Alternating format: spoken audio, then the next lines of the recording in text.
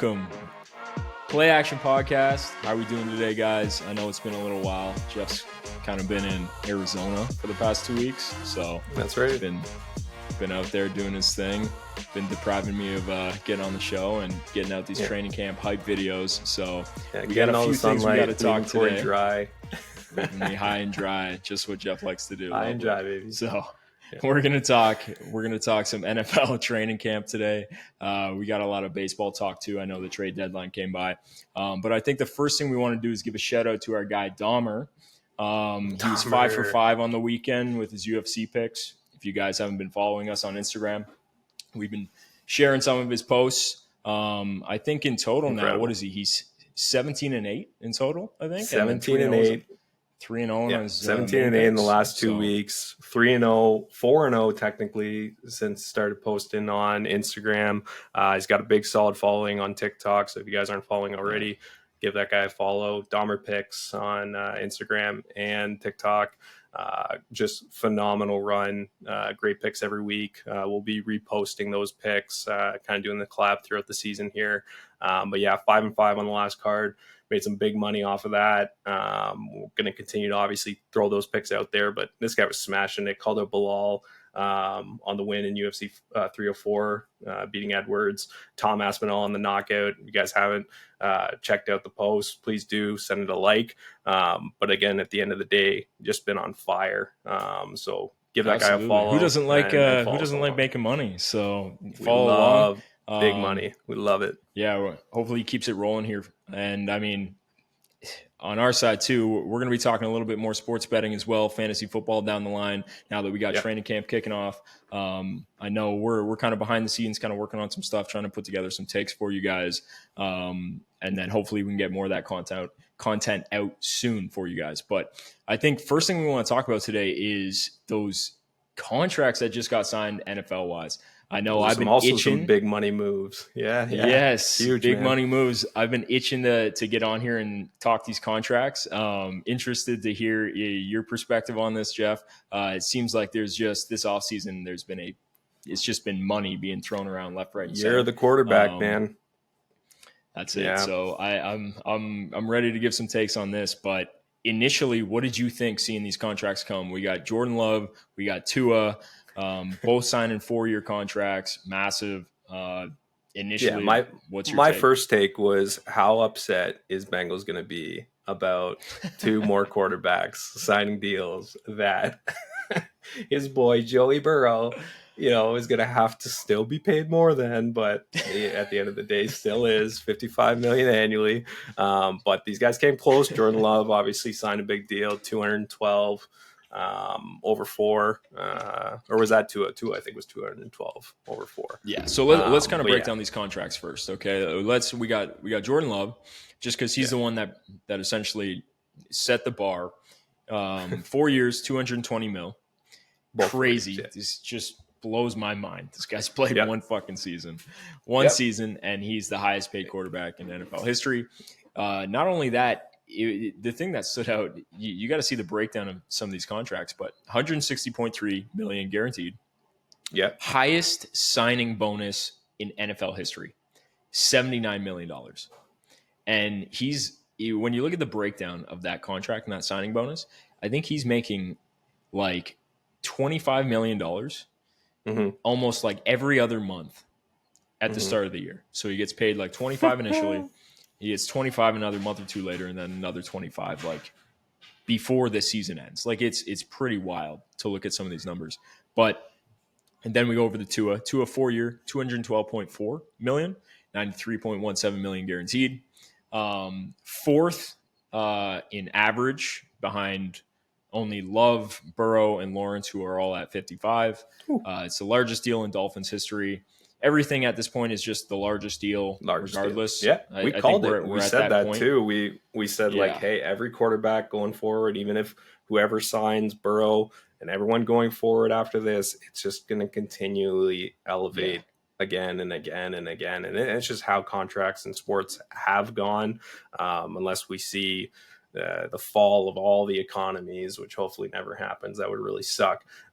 This is just going to continue to get bigger and bigger and bigger. But yeah, I was shocked by the Jordan Love contract. I was shocked more by the Tua contract, just because he hasn't really put up anything yet to show for that. Hasn't done anything. They're obviously a very well-built team. They need a quarterback. There's a lot of potential with the Dolphins to be successful. We saw that with the offense that they run. Like, it's an incredible team. It's very interesting to see a player get paid out. Again, not necessarily having had success outside of obviously the regular season. And then just like from Jordan Love's perspective, I think he's really fucking sick. I think he was like groomed for the role the right way, as they've done in Green Bay for the last obviously how many years, between Favre to Rodgers to now Love, and that was all a process within that. So I think there's more things to come. Every time I see Jordan Love, it's actually eerily reminiscent of how Rodgers plays, especially with his step back, one hand, like kind of off the foot throws. I'm so sick of hearing that, man. Listen, the guy's played one it's the season. Same thing, and it's listen. At God. the end of the day, hey, he's got a bit of a winning pedigree. He's definitely got the ability to kind of go dig deep in the playoffs. Pedigree, come on. Listen, he's a solid player, man. Don't give this guy short. Hey, I know you're all so excited about the Bengals he's and Joey B and his potential, but listen, Jordan Love and the Packers, they showed they had something this past season. So it'll be interesting to see over the next 4 what they can offer up. But a little more shocked with the Tua situation. Well, with Tua, it's, Jordan Love went in there. He won the playoff game. He started out slow, obviously got a lot better. The Packers played great end of the year. And then they went into Jerry's world and just absolutely smashed the Cowboys. Now, mind you, I don't know if that was necessarily a product of Jordan Love, because the holes that Aaron Jones was running through in that game was like, he was chewing off 10, 15 yards of carry. It was wild to watch that game. So that was sad to watch. So, but besides the point, he played well, won a playoff game. It is what it is. You're going to pay the guy. And I've softened on this, and I went back and I looked at some of these contracts from like 10 years ago in like the Brady era, the Manning era. You had guys that you're still going to have to pay quarterbacks, right? Mm-hmm. This is always the hardest position to play in all of professional sports. It's unmatched, and you're going to have to pay people. Somebody has to play quarterback for your team. And it's not like it's supply and demand here. Like, you don't just, it's so hard to find good quarterback play. Yes. When you find a guy that can just at least get you to the playoffs, you have no choice but to pay him, or else you're screwed. Yeah.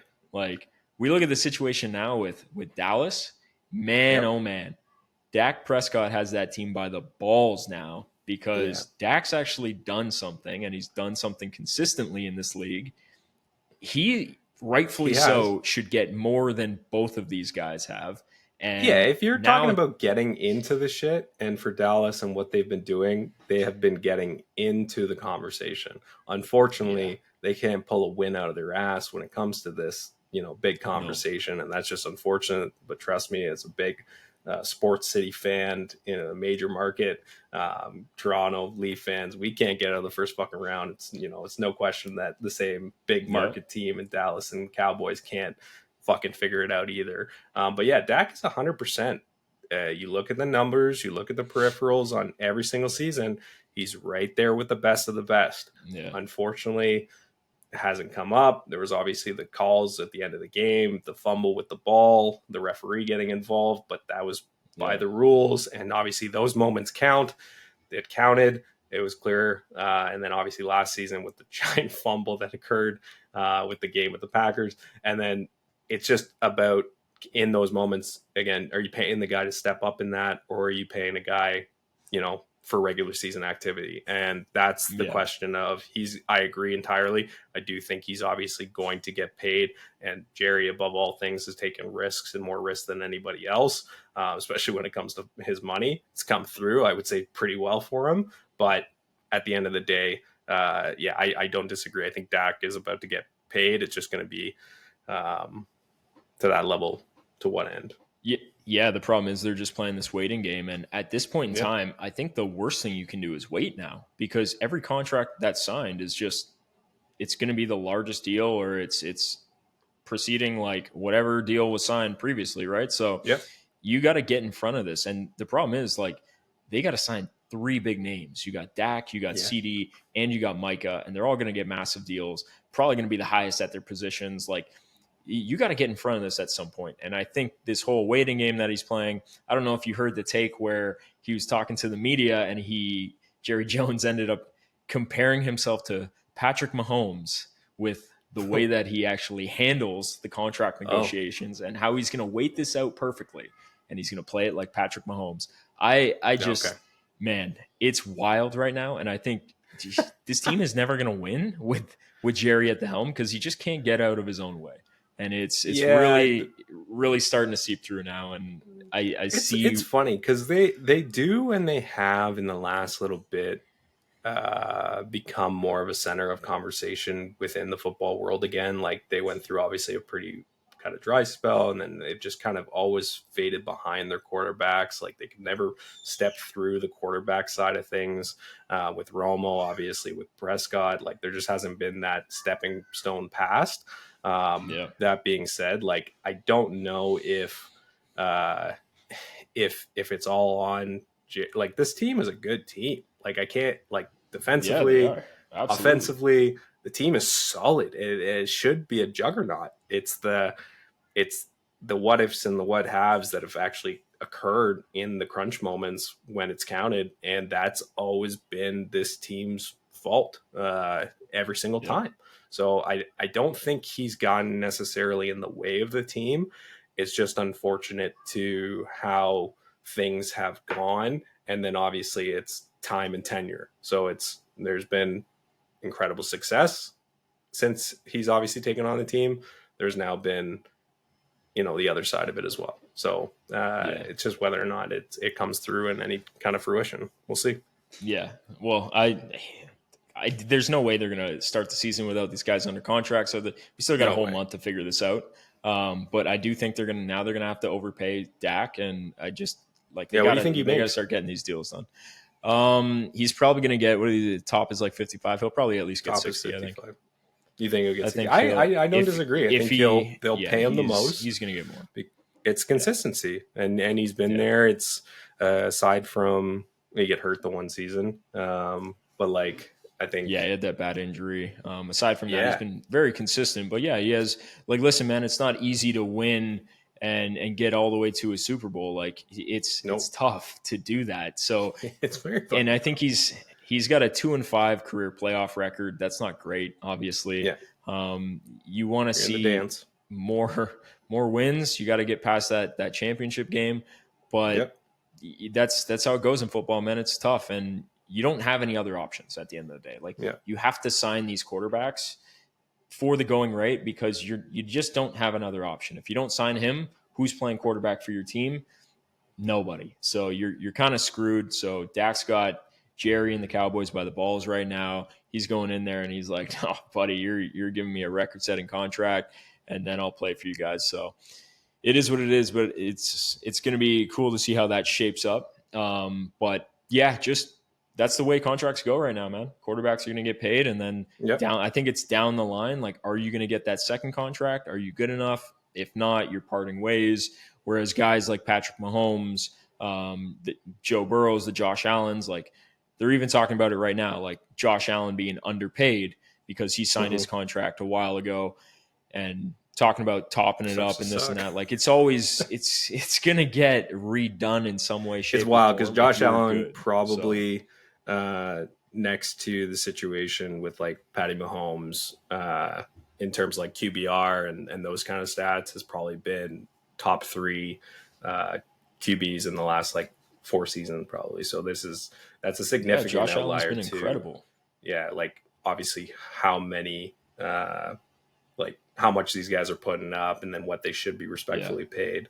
Like you're going Patty Mahomes and probably Josh Allen, and that's been kind of the course of it over the last couple of regular seasons, and Dak fits in there. I think Dak, when you look at it absolutely. from like even last season, I think he was second or third, I think, in that scope of it. So, listen, he was runner up for MVP last year, and I think rightfully so. Like, he probably should have won MVP in my mind. It's not because I'm a biased Ravens hater either, and I can't stand Lamar Jackson, but I also can't stand Lamar Jackson.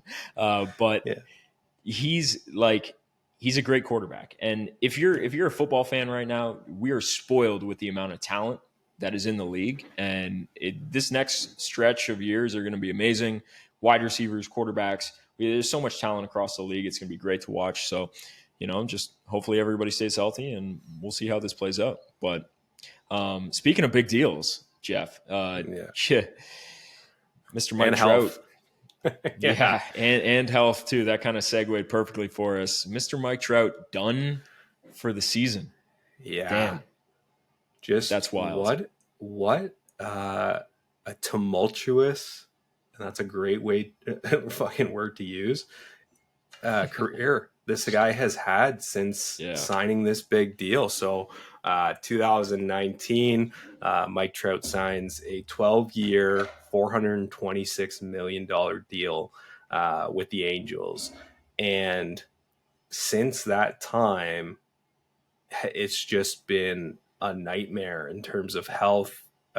His consistency, obviously, due to those reasons, just really unfortunate as a fan of baseball. There was 9 seasons of just incredible, dominant Hall of Fame, just guaranteed play coming out of him. This guy was the big dog in the league, man. Just the big dog.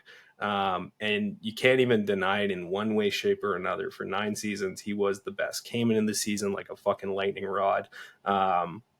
Took over it just on the face of the Angels, and then they did what they needed to do to try and pair him up with some bigger name players as well. That some of those contracts didn't work out to the same degree. They went out and got Pujols. They got Anthony Rendon. Obviously, one guy named Shohei Ohtani.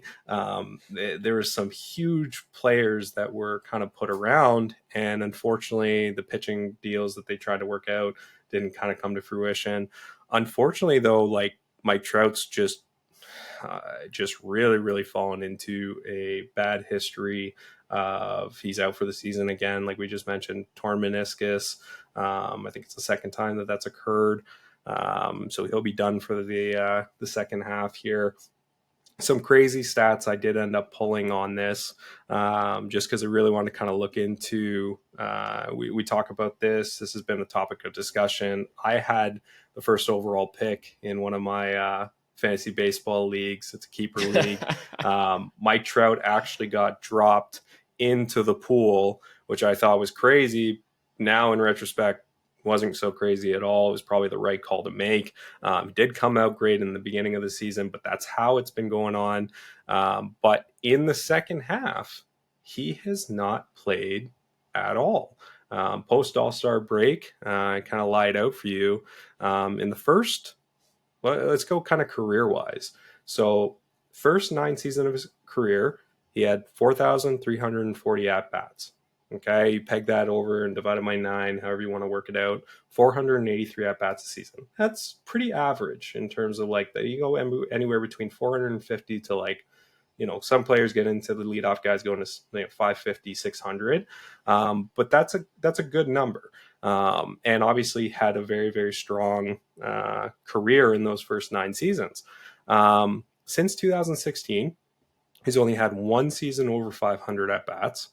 Since signing the deal that he made in 2019, he's only had 2 seasons over 450 at-bats. And since 2020, obviously we had a shortened season in 2020 with the pandemic. He had 199 at-bats the entire season, 137 at-bats in 2021. That's when he suffered his season-ending calf injury. So he didn't have any post-All-Star break at-bats. 2022, he had 129 postseason at-bats. Sorry, not postseason. He loved that. He didn't have that. 129 at bats in the All-Star break. 2023, 139 at bats after the All-Star break. So collectively, in the last 5 seasons, he's had 268 at bats after the All-Star break. That is absurd. That's unfortunate. This was the most dominant player in the game.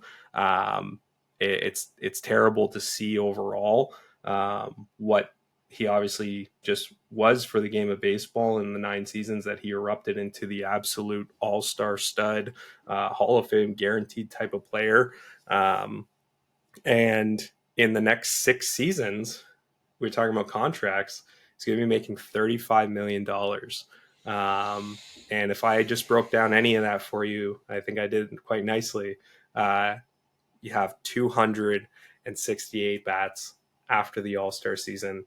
He's barely getting through the first half of the season in any season over the last 5 years. So I don't know what that means for his career going forward in the next 6 years. This is obviously a massive deal for the Angels. They've obviously moved off of Shohei. I think maybe part of this had to do with the health of Mike Trout and where they saw this and where this was maybe going. I think I would love to see it get back to where it was. But this is another major injury to recover from. He's had some back issues. They said there's some issues kind of with that in a couple of these seasons in the past year. You never know what this is all going to transpire to. We got 6 years left on this deal. It's a lot of money to be paid out. Quite frankly, so let's look at it this way. Where it goes. Let's look. If you're the Angels GM right now, obviously Shohei's already gone. Now you got Trout's out with the injury. Like, are you thinking about just getting some feelers on him? Like, who might take a risk on this guy, seeing if you can get this guy off your roster and just I think it's worth a feeler. Like I think the talent that is Mike Trout should always be considered.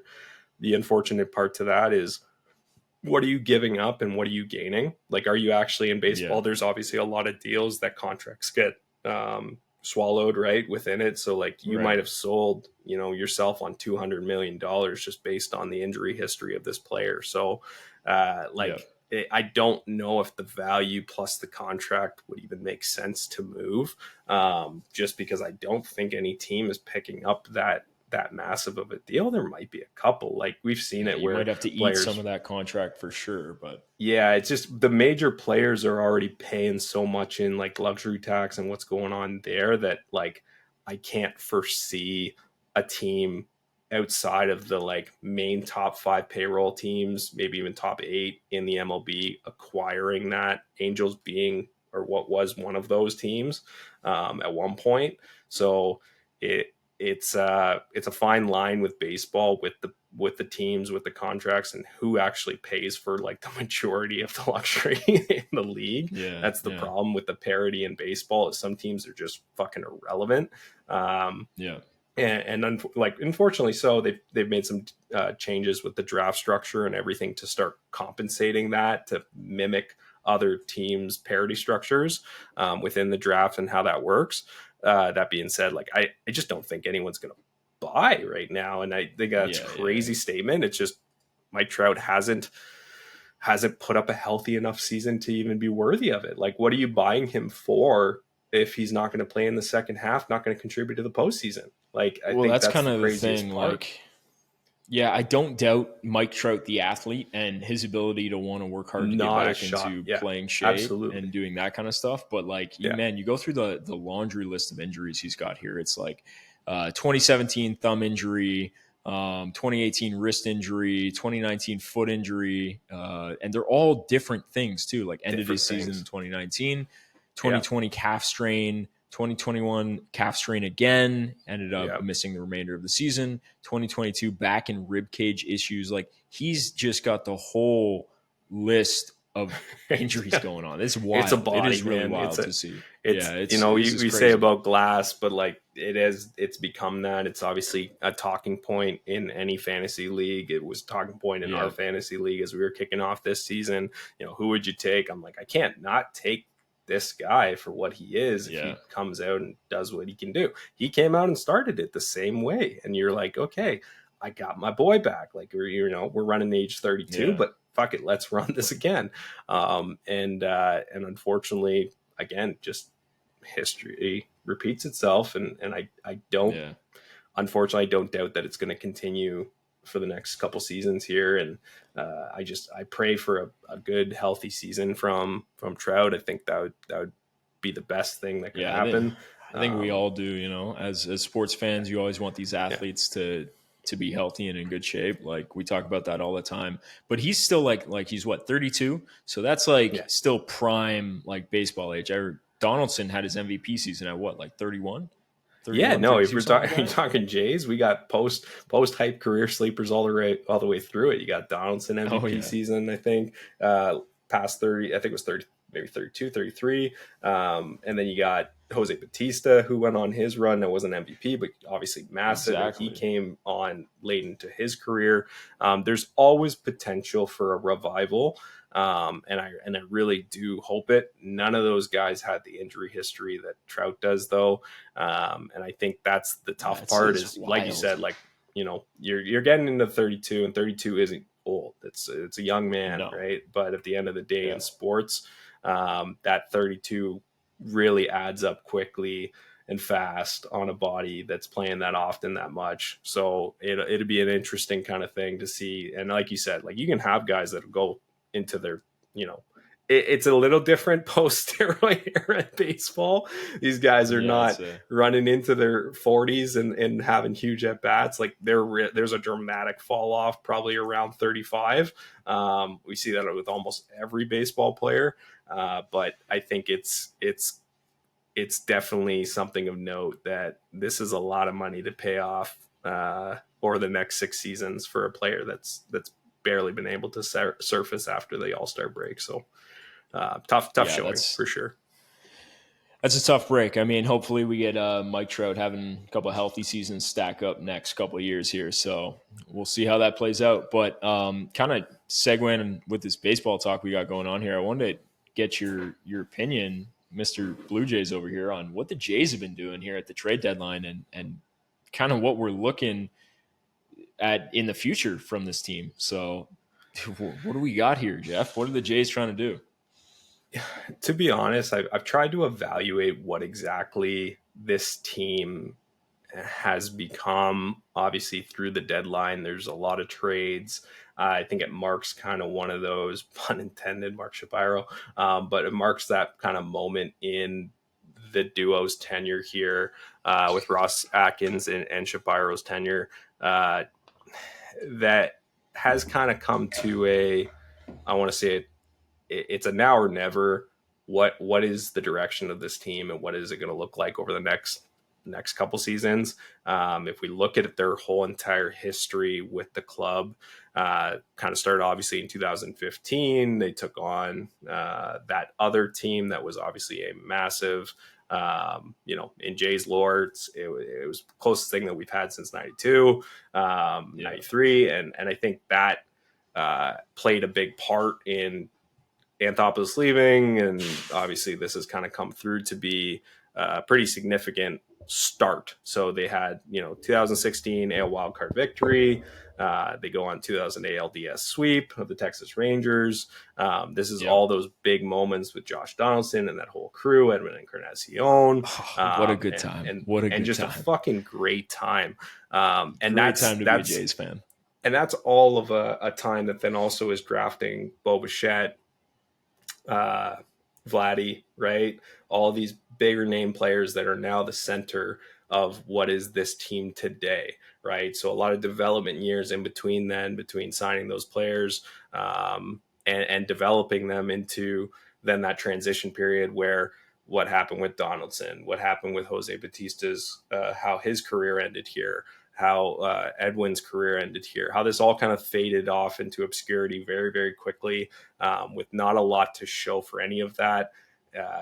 Is that a significant riding to those between Atkins and Shapiro? No, because I think at the end of the day, you had to make that transition. We just talked about injuries. We talked about players' age and how that starts to affect their stats as it goes into those later seasons. And I think that's incredibly relevant to, yeah. At the end of the day, my child is running a fucking muck right now. We'll edit that out. So you have obviously those deals that was they're fading off, right? So you have Donaldson, he's going to want another deal at the end of his career. He went off and did absolutely nothing.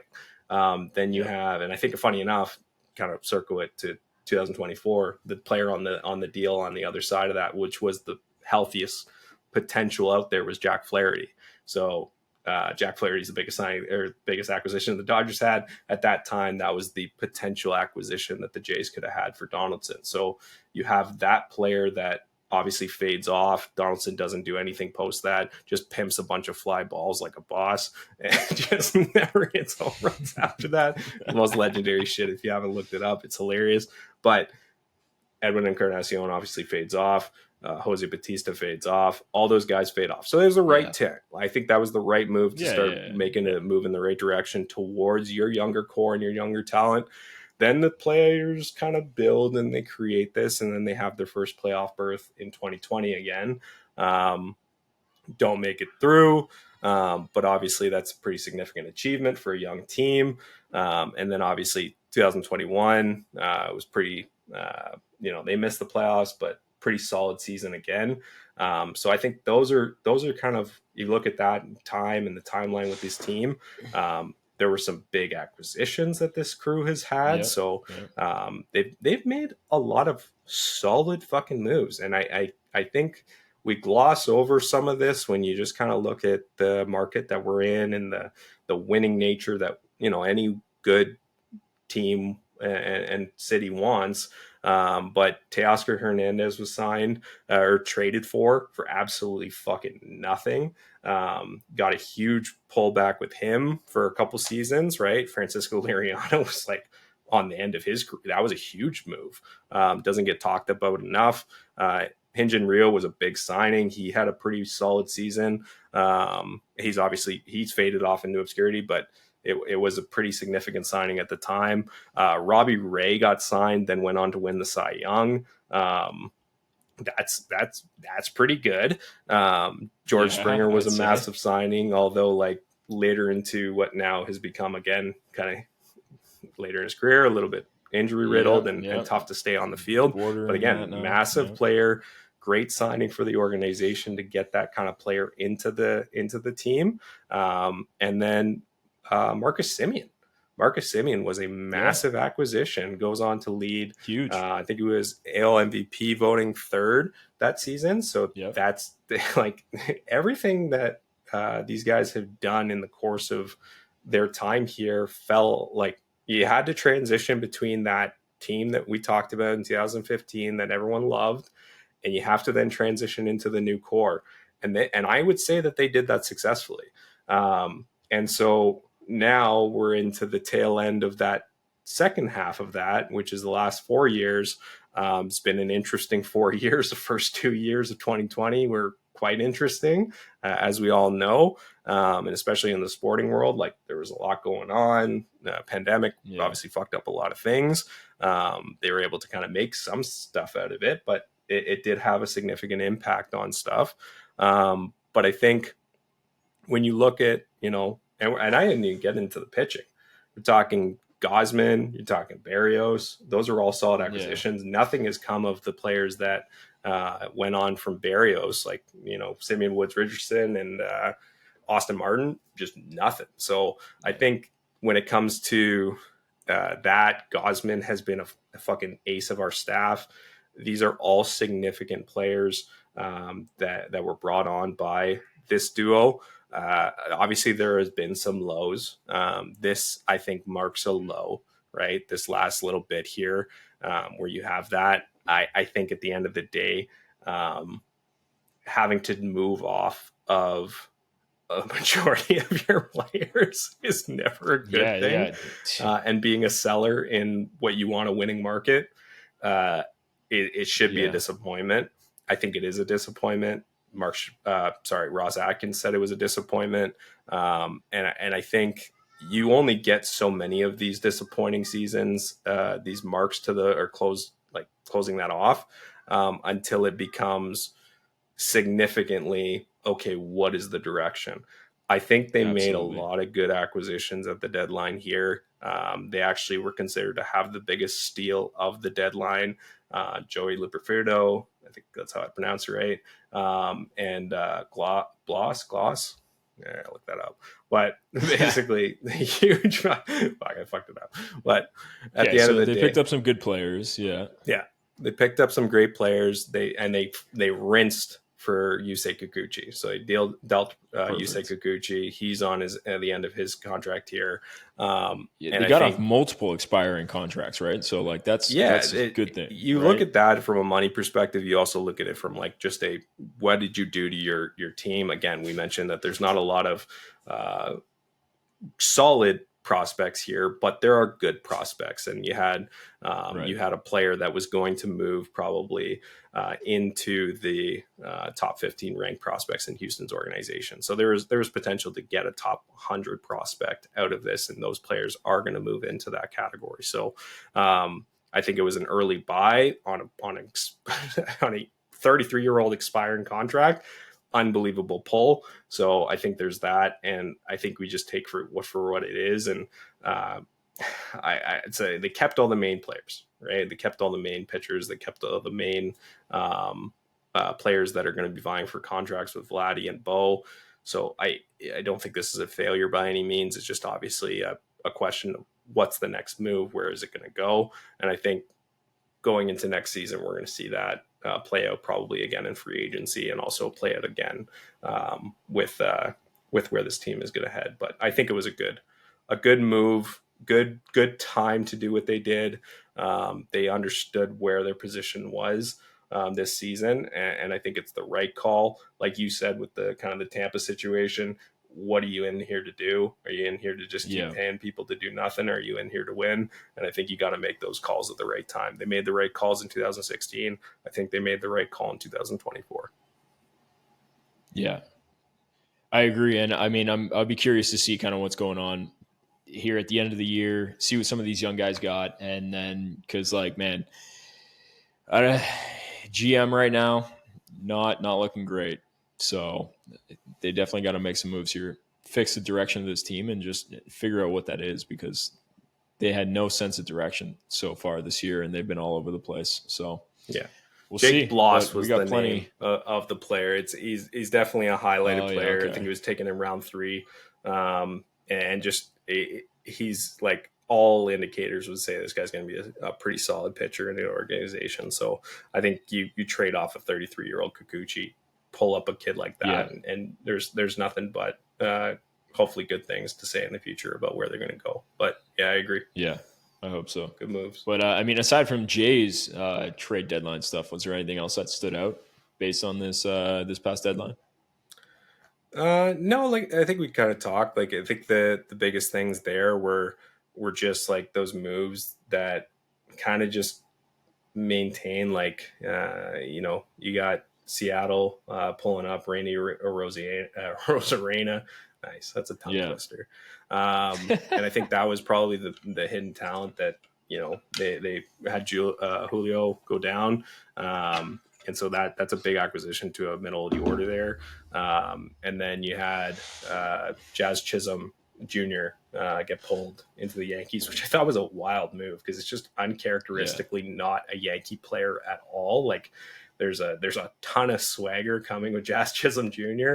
If you haven't seen him play, he's just got a little, like, he's got swagger. He reminds me of like Robinson Cano, and that's funny enough. That was a Yankee, but I think he's just got that. It's not called swagger anymore, Jeff. It's called aura now. Come on, aura. Pal. Yeah, you're right. You got to keep up with the kids out here, dude. Yeah. All right, minus 1,000 on my aura there, but fuck. At the end of the day, yeah, exactly. But at the end of the day, no, these guys. I think that was a flair type of move for the Yankees. That hasn't been what they've done at all in the past year. And obviously, they're big moves. They made Juan Soto a big obviously an opportunity to re-sign him in the upcoming season. But I think you have, or did they extend an extension? I think they did. But I think the biggest thing there is like you got Jack Flaherty pulling up with the Detroit Tigers. That was the right move for Detroit at the time. You got a player that's obviously kind of pulling up into an interesting spot in his career. And there go the Dodgers just saying, you know what, let's keep bolstering our fucking team and go for another one. And they obviously have the team to do it. So that was the right move for them. You can never blame the Dodgers for just being creative as fuck.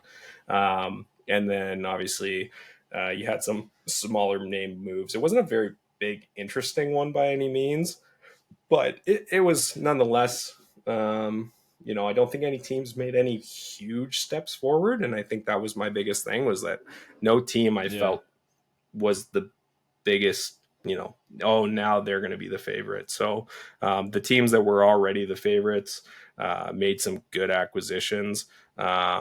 And I think that's the biggest thing for me is like, you knew what the Orioles were out there for. Not seeing Jackson Holiday move was probably the smartest thing that they've done, because they're just going to be a continued powerhouse with that in their lineup for years to come. But yeah, like the rest of the moves were relatively minor, not really anything big, but kind of exactly what you expected. The big teams made the moves. Toronto was a seller, which I think was the right move, and that's kind of where we go from here. Yeah, guess so. All right, let's drop some of this baseball chat. Yeah. Yeah, exactly. You know exactly 40 minutes where of baseball chat. Training camp. Let's run go. It. Let's see this. The NFL is back. Oh, man. You guys know that I'm fired up. I absolutely love the NFL. It is the king of all North American professional sports by far. And I'll argue until I'm blue in the face about this all day. So we're going to start off here with kind of some notes. Yeah, it's pretty amazing. I love the sport, love the way it is. Like we were talking about before, the scarcity of the league itself really makes it for an entertaining game. So let's kind of touch on some of this stuff. Let's get into it. Some news and notes initially. We got Justin Herbert sidelined. So he's got a plantar fascia injury. Says he's supposed to miss 2 weeks. Now, you got to be careful with these training camp injuries because we know that Joey B went through some of those. You saw how he started the season with the calf injury last year. Not so great. So when you got something like this too, talking about how it can linger, you never know. And with some of the hype videos we've been seeing and the stuff, Herbert's obviously Herbert. He's a great quarterback. He's been having building a great connection with McConkey, their second-round pick, the receiver out of Georgia. He's looked awesome. I think I told you something about that, Jeff. Didn't I mention something about McConkey being a stud receiver? Yeah, I heard about Lad McConkey. We don't even need to get from into where. That. Probably some absolute dummy. But then, I mean, we could talk about a guy that Jeff has rostered. He's pretty high on, Quentin Johnson. Doesn't seem like this guy can catch a ball right now. That's pretty rough. Neither could Jamar Chase, buddy. Neither could Jamar Chase. That's very true. But Jamar Chase played the season and caught balls after that. Hey, Quentin still dropping balls from last season. We're talking about football seasons. We're talking about, fucking training camp BS that we see all the way, all the hype. Don't believe it. Like we just said, you just get these guys, you never know. Quentin's going to go out there and be the number one fave. So we'll see how this all transitions. Hey, they got every time I open up X, it's a new video of Quentin Johnson dropping a ball. I mean, I don't know how much leash this guy's going to get anymore because it's looking bad. And these are dime throws too, and he's just dropping these balls. It's like, come on. Yeah, man. It's a tough look. So I'm not gonna lie. Right now, I think he's like fourth receiver on the depth chart from what I'm hearing. Yeah, I read that too. And if you can't catch a football, like, good luck. You're not going to last in this league. But that's rough. So I mean, and then we can segue into talking about Chase here. My boy Chase standing on the sidelines. There's been no official word, but could be a hold-in potentially. Man, is this a thing now? Is everybody's just holding in, doing their thing? Like Ayuk, I heard apparently they got their deal done with Ayuk apparently. So we're gonna see what happens there. But I don't know. This is it's a little frustrating from a fan's perspective because it's like at this point in time, the way that contracts are, and we already talked about the quarterback contracts, like you should go out and sign him immediately. Like get this done. The Chicago Bears went out and they signed DJ Moore 2 years earlier than they needed to because of the way this is playing out. So as of right now, get the deal done so you don't have to deal with paying even more down the line, because that's just the way that it's going.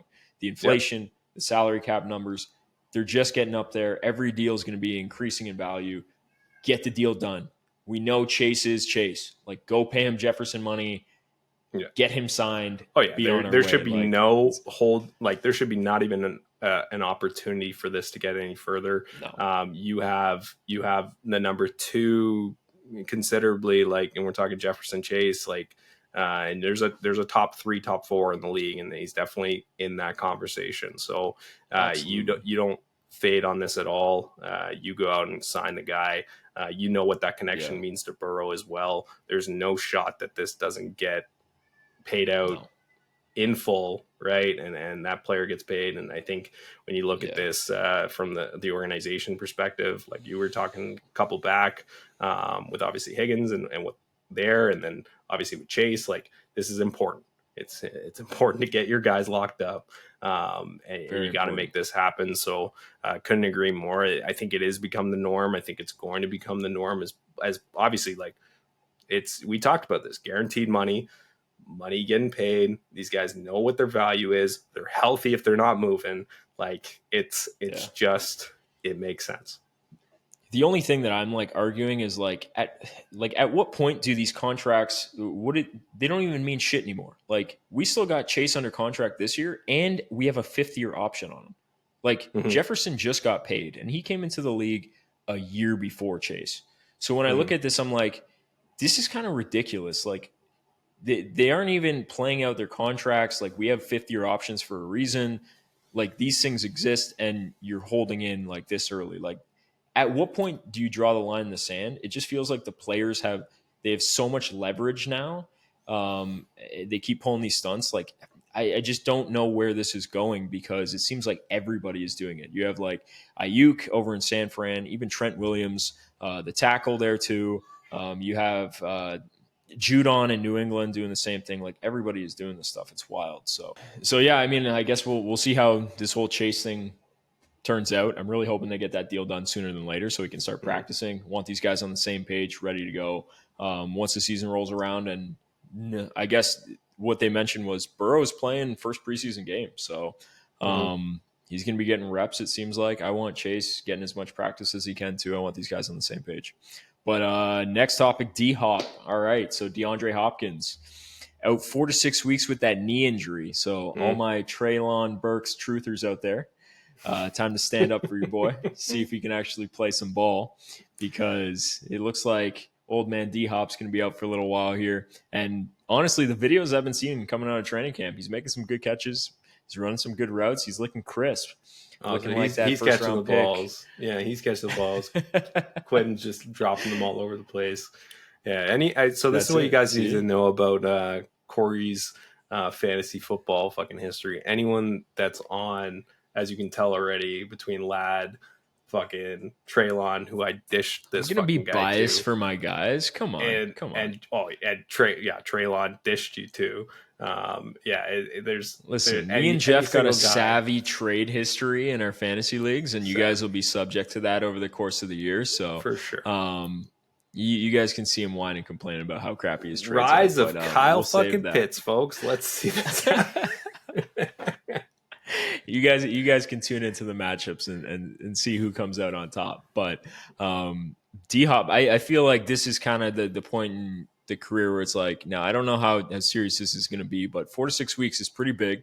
He's going to miss a lot, pretty much all of training camp, even the start of the year potentially. So that's good, especially honestly.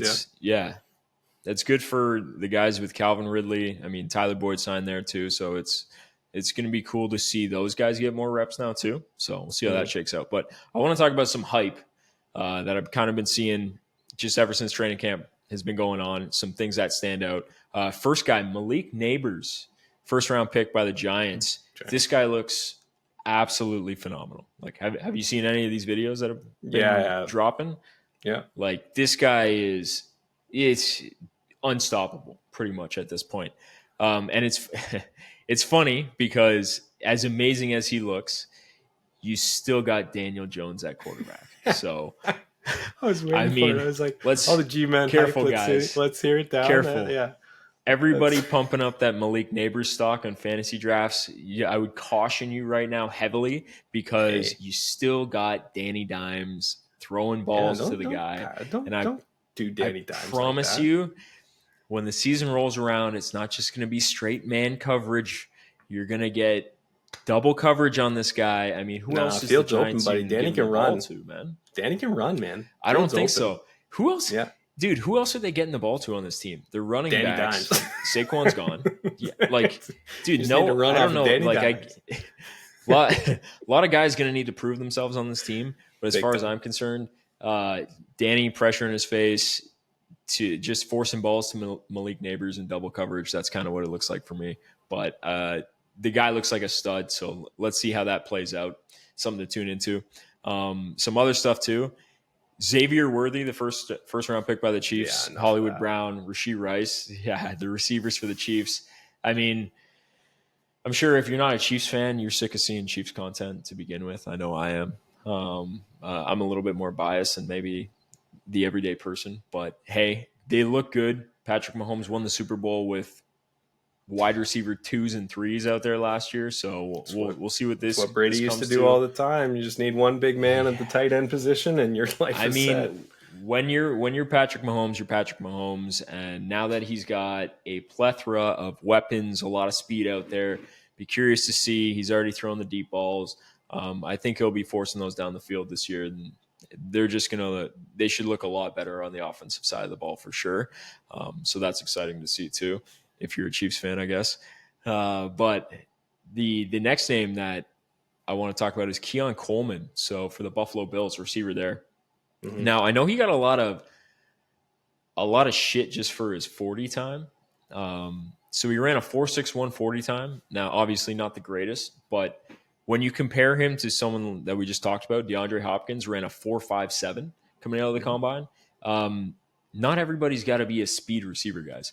So for me, I think he's going to be an amazing wide receiver 1 for the Bills, and Josh Allen especially. He's going to be a big body. He's going to be a big target, and he's going to go up and get it. And if you haven't seen some of the catches already that he's been making in training camp, guy's going to be a hell of a player. But I do think that the Bills' offense is going to be pretty spread out, and their main targets are going to be more of like a Dalton Kincaid. They're going to run the ball. It's just going to be a much better, more balanced offense, I think. To see a Buffalo Bills game where Josh Allen doesn't stuff the ball to Stefan Diggs 99% of the fucking time.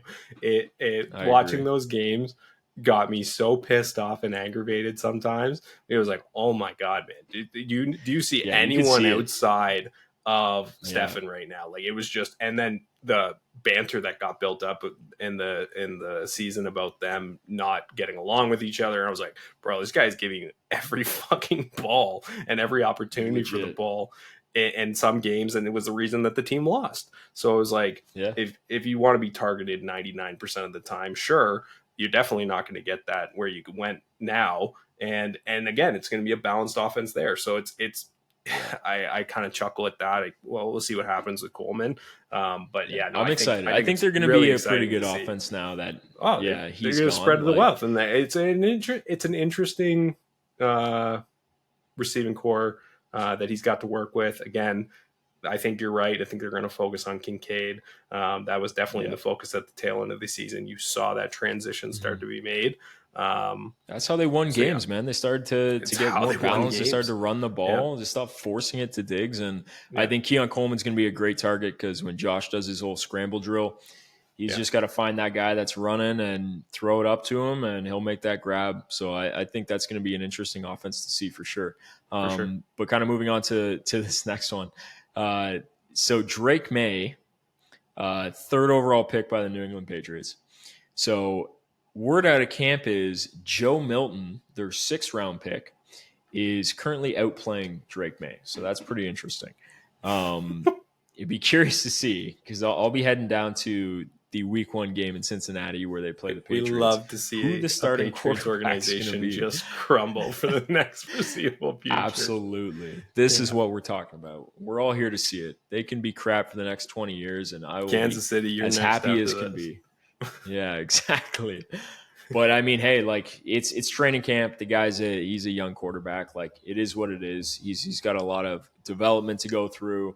So, and you got the receiving core is all young too. So the Patriots got a lot of work to do. It'll be interesting to see how that shakes out this year. But then the last thing I want to kind of touch on here before we head out for the night is John Harbaugh's comments here. Saying that Rashad Bateman's going to get the ball. I don't know about you, but I've heard this narrative a million times about Rashad Bateman season, this and that. We know what kind of offense Baltimore runs. There's only so many targets that are going around. And not only are we talking Rashad Bateman, Harbaugh also said that Lamar Jackson is going to be the greatest quarterback of all time. I'm trying to hold this laugh in right now. I'm just trying to hold in the laugh right now. Because when we talk about greatest of all time, John, we're talking about someone who executes in the playoffs and wins games that mean something. We're not talking about brilliance in the regular season or how flashy of a quarterback you are. It's performance in the postseason. That's why Tom Brady is who he is. Because of the accolades he got in the regular season. Oh no, hold on. I'll hold on. I'll let you spinning finish. Right. Don't even cut me off yet, because. Yeah. But Lamar Jackson was the greatest fucking player of all time. Bro, it's wild. It's wild. So I'm just like, I'm laughing. I'm like, you know what? Your boy's a 2-time MVP. That's great. You can say whatever you want. You can back your guys up. I'm all for it here.